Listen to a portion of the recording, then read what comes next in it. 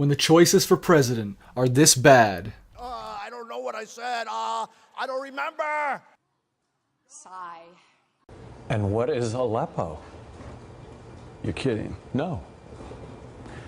I think I could stand up there for the whole debate. Then it's time to make a new choice. Enter Zoltan Istvan.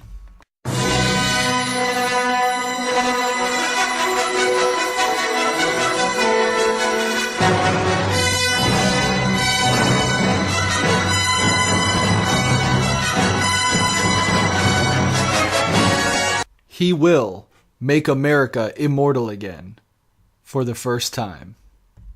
Let's watch Zoltan's interview on the Rubin Report to find out more about him and his policies.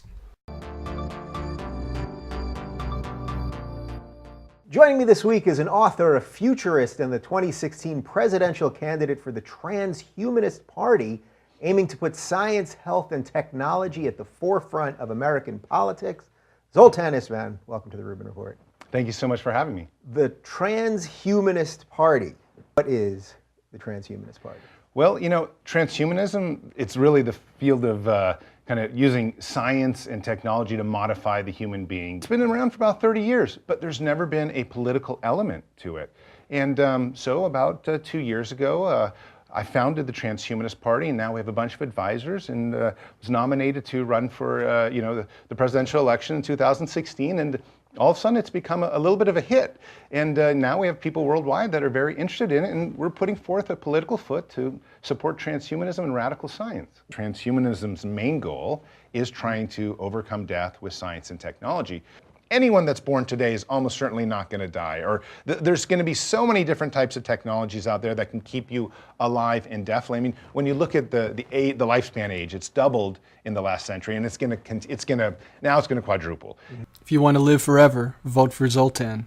I delivered a transhumanist Bill of Rights to the U.S. Capitol, and one of the very most important rights in it is that everybody has a universal basic right to an indefinite lifespan, or access to transhumanist technology, because of this very real concern that maybe only 10% are going to get it, and that change would be so much more dramatic than the 10% even becoming wealthy. I mean, what if the 10% become 500% smarter genetically?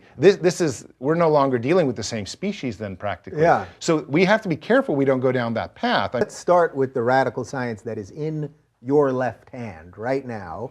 There is a chip in there. Right. You are part cyborg. Yes, so there's a tiny chip in here. It's literally the size of a grain of rice. It's so small you inject it. You can self-inject it with a syringe. And it allows you to do things like start your car. Or in my case, I have a door opener where I just put my hand to this little screen and it opens up automatically. And it also actually, if you have the right software, sends out a text that says win in 2016 if I come close enough to your phone. Really? So it does all sorts of funny little things. Hillary can't even open a door without collapsing, and this guy can do it without even touching the door. Jesus. In the new chips that are coming out right now, you're able to go to Starbucks and swipe your hand and pay with that. And that's just in 1 year. So in 3 or 4 years, can you imagine what these chips are going to do? They're going to have all sorts of crazy things that they're going to do for us. You might be able to talk through them like a cell phone. Sign me up. Most scientists and technologists are not stepping up to voice their opinions or sending lobbyists to Washington. So that's really what my campaign is about and what the Transhumanist Party is trying to do. We're trying to be, that first organization that puts its foot in Washington, D.C. and says, hey, pay attention to science and technology. We represent that. Imagine if the U.S. government pulled out of all the foreign wars and instead spent all that money on science and technology. I'm someone who's trying to popularize these ideas of science and technology because I love it. I'm just fascinated with these fields. And I find that the voice of many scientists is usually they're in a laboratory in their white coats bent over doing their experiments. And I think they need somebody to be out there in Washington saying, how can we get you more either money from the government or create less regulatory kind of hurdles so that you can do your experiments? And I'm running as a non-religious candidate. And we officially have 535 members of Congress, 8 Supreme Court justices, and the president, who all believe in a deity and believe in an afterlife. And they're not that interested in reason. They're not that interested in the science that leads, to kind of bionic hearts that can make us live indefinitely and those kinds of things. They'll all want those things. They'll want right? those, They'll but all they're want not them. like drumming the table and saying, let's put funding for these scientists and engineers out there. And I think if we could convince them to be, less, I guess, conservative, less religious, more open-minded about the future, maybe the government could really actually lead when it comes to some of these amazing technologies. You're going to find that most of the major politicians, like Trump or Clinton, are just not talking about artificial intelligence, even though I've worked with the U.S. Navy. I had 4 U.S. Navy officers in my house a few months ago. I've been consulting with them. And we all know that artificial intelligence in the military is sort of the most important 10-year window of what you can do in terms of national security.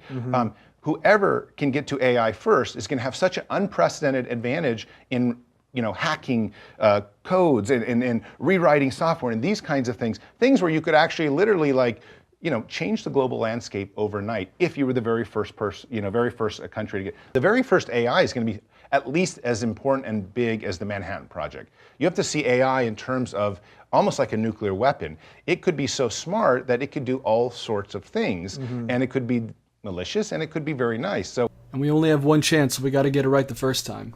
The robotic limbs that tie into your neural system now have gotten so sophisticated that you can grab a glass of water, you can, you can write with them. But there are biohacker transhumanists out there, young kids mostly, that really want to take it to the next level.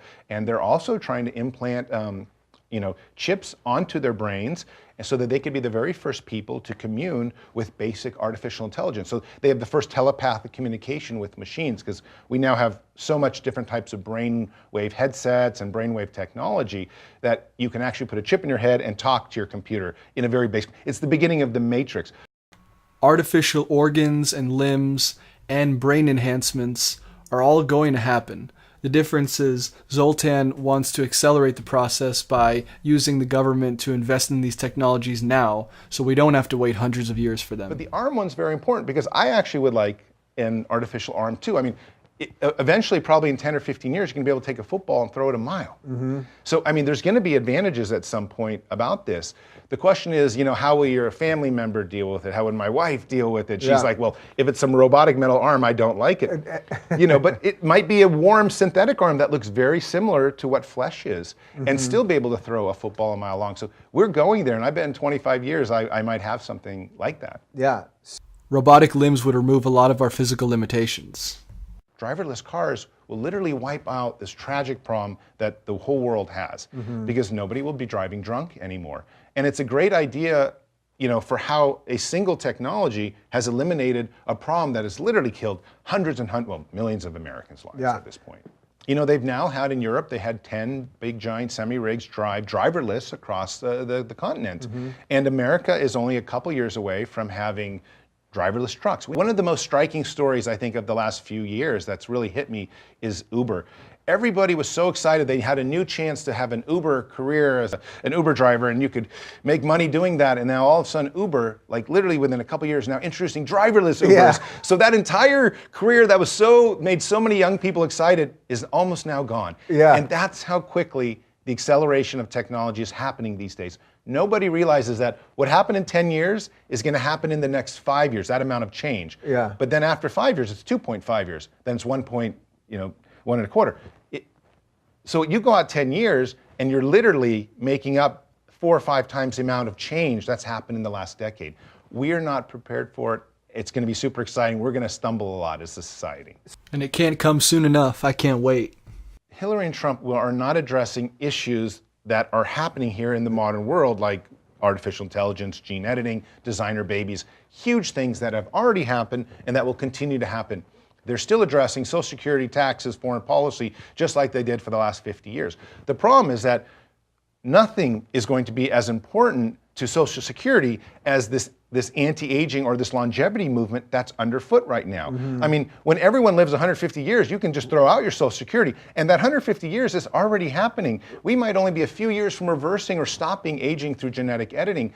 And while Trump and Hillary are debating about the merits of TPP and NAFTA, neither of them are talking about the impending automation explosion that's going to be coming in the next 10 to 20 years, where millions of people are going to be unemployed because machines took over their jobs. And that's going to happen with or without TPP. One of the things I'm trying to do at the party and with my campaign is establish economic parameters that might help people move into the new transhumanist age, either through a universal basic income, or other different means. But whatever it is, we don't want the government to become Big Brother. But at the same time, we realize that we're not sure capitalism can survive if robots start taking everyone's job. The designer baby thing is so amazing because we now, there's a couple universities around the world working on artificial wombs. And they've actually been able to raise a kind of a goat from a little embryo all the way to basically almost being alive. And we basically probably have this technology to do this with our children, in 10 years' time, meaning that you can bypass basically the human body almost entirely. And you don't even need to have sex. And then there's other methods too. You can just take a shot and combine your own DNA. There's cloning techniques. Even the idea of having babies inside a womb is going to become something that I think is going to be very controversial. There's, let's be honest, giving birth is something that's very medically dangerous. Oftentimes involves major surgery if you have a C-section, whatnot. An evolving country, an evolving society would try to make it so that motherhood does not involve that type of medical danger. And that's where, the artificial wombs are going to come in. It also means that women don't have to take off all that time off work. If you want to have a kid without 9 months of pregnancy, vote for Zoltan. Genetic editing, the CRISPR Cas9 technology, allows you to sort of take your genetic nature and structure it almost like you would software code. You can put in different pieces, so we're able to create animals that have much heavier muscles. I have friends that are already starting to look into trying to grow a third eye on the back of their head. Why didn't evolution give us a third eye? I mean, it sounds crazy, but that's something that we can start to think about with CRISPR technology. It's probably 10 or 15 years out, but it's a technology that potentially can eliminate every single disease, as well as do all sorts of other amazing things. In the transhumanist community, we have this thing called morphological freedom. It's pretty much the most important fundamental right. Morphological freedom means the right to do anything with your body so long as it doesn't hurt somebody else. And that means growing a second head, as controversial as that is. That's what it means. It also means, the ability to change yourself gender-wise, anything you want to do. You should be able to do it. If you can do it through that way, it's 100% okay. And most transhumanists believe in, I strongly believe in that. I think what's going to happen in the future is America and society as a whole is going to have to grapple with this new civil rights era of people using this genetic technology to change themselves so dramatically. That's what some of my friends are trying to do when they're using this technology. I have friends right now that are trying to splice in plant DNA into their skin with the CRISPR so that they can photosynthesize from the sun, so they no longer have to eat food. That's how dramatic this CRISPR can go. And you could solve world hunger that way too. Well, that's pretty crazy. There came out last year a DIY CRISPR kit for around $100 that you can mess with and start taking apart your own genes and mixing it with other genes and then putting it back inside you and see if anything happened. It gets really even weirder. I've even heard of a person trying to grow a second penis, for example. Double dick dude to the rescue. I think in 4 years, this technology we're talking about, it's not going to be some far out science fiction thing. It's going to be something everybody's already heard of. We're already going to be using CRISPR technology to cure cancer. We already have cured some cancers, or at least in some people with it. Because you can go into their genetic structure and change things. It's just like coding. CRISPR came out like 18 months ago, and now we're already talking about eliminating, for example, the mosquito. I mean, that's a 750,000 deaths a year again. We're talking about a major humanitarian push for a science that's about 18 months old.